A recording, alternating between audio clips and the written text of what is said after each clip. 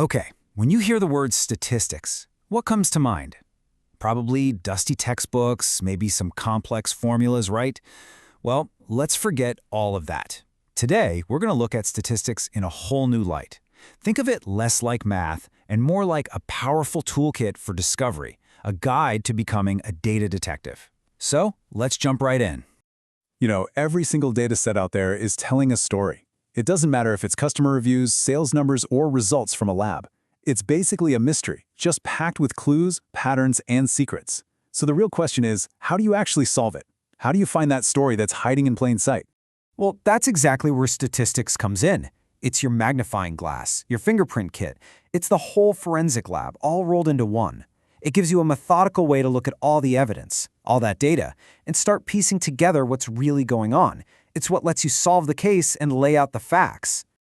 Now, the cool thing is, this whole giant field, this entire detective's toolkit, it really all boils down to answering just two big questions. And if you can get your head around these two questions, you've pretty much unlocked the key to everything else. Okay, so the first question is all about summarizing the clues you've already got. We call this descriptive statistics. It's about making sense of the evidence that's right there in front of you. The second question, though, that's about the bigger picture. We call this inferential statistics. That's where you take what you learn from your handful of clues and use it to solve the entire case. So, let's start where any good detective would, right? By describing the scene. This is all about descriptive statistics.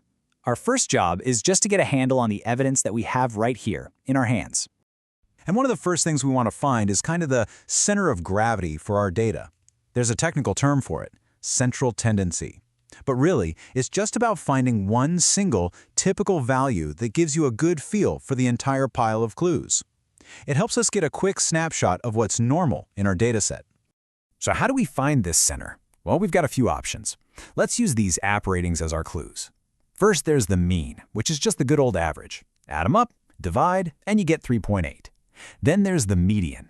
If you just line up the numbers and pick the one smack in the middle, you get 4.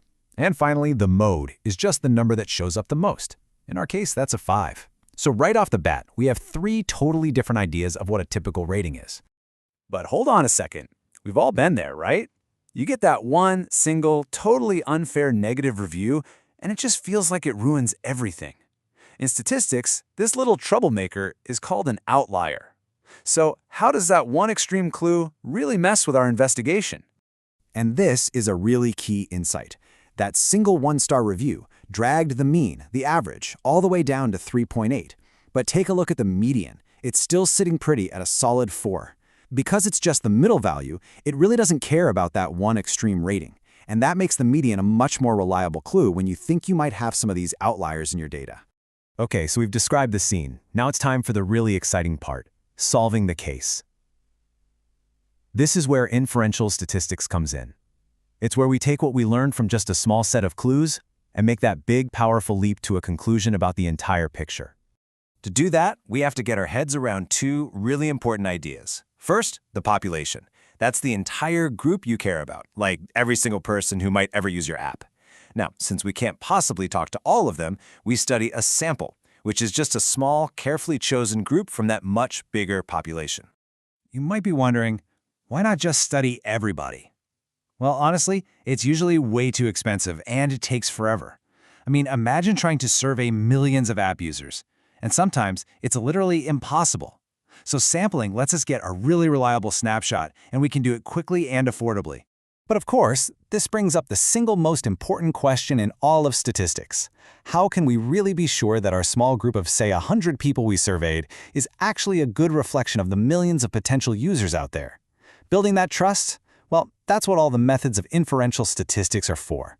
So, to get a better handle on all our clues, whether they're from a small sample or a huge data set, a good detective needs to be able to visualize them. Laying everything out in a chart or a graph can help us spot patterns, find those pesky outliers, and see relationships we would have completely missed otherwise. First up in the toolkit, we have the histogram. What this does is it groups our data into different bins and just shows us how many clues fall into each one. So for our app ratings, it would instantly give us the overall shape of customer satisfaction. Are most of the reviews clustered around 4 and 5 stars, or is something else going on? Next, we have the box plot. This thing is fantastic for quickly seeing how spread out your data is, but its real superpower is spotting those outliers we were just talking about. Any clue that's way out of line with the main pattern will be instantly visible, making it super easy to identify those extreme values. Now, what if you want to see if two different sets of clues are connected somehow? That is the perfect job for a scatter plot. You just plot one variable on the horizontal axis and another on the vertical axis, and you can see right away if there's a trend. Do they go up together? Does one go down when the other goes up? It makes relationships visible. And speaking of relationships, that brings us to what is, without a doubt, the single most important rule in the Data Detective's Handbook. I'm serious. This is a trap that so many people fall into, and understanding this one thing is what separates the rookies from the pros. Just say it with me, correlation is not causation. I'll say it again. Just because two things seem to move together does not automatically mean that one is causing the other. This is such a critical distinction to make. Let me give you a classic example. If you look at the data, you will find a very strong, very real statistical connection. When people buy more ice cream, there are more shark attacks. The numbers don't lie. They move together. But what on earth does that actually mean? So does this mean we need to ban ice cream to protect swimmers? Is your pint of cookie dough somehow sending out a signal to sharks? Of course not, right? But the data shows a clear link. So what's the real story? The real culprit isn't the ice cream. It's a hidden variable, a third clue we weren't looking at, the summer heat. Hot weather makes more people want to buy ice cream, and it makes more people want to go swimming. And more people in the water, unfortunately, just increases the chance of a shark encounter. They're correlated for sure, but one is not causing the other. So, to wrap this all up, here's what you need to remember. First, statistics is just your toolkit for discovery. Second, descriptive stats help you get a handle on the clues right in front of you. Third, inferential stats let you use those clues to solve the bigger case. And finally, never ever ever forget the golden rule. Correlation does not equal causation. Look, you now have the fundamental tools of a data detective. You know how to describe the scene, you know how to make that big leap to a conclusion, and you know the #1 rule to keep you from jumping to the wrong one.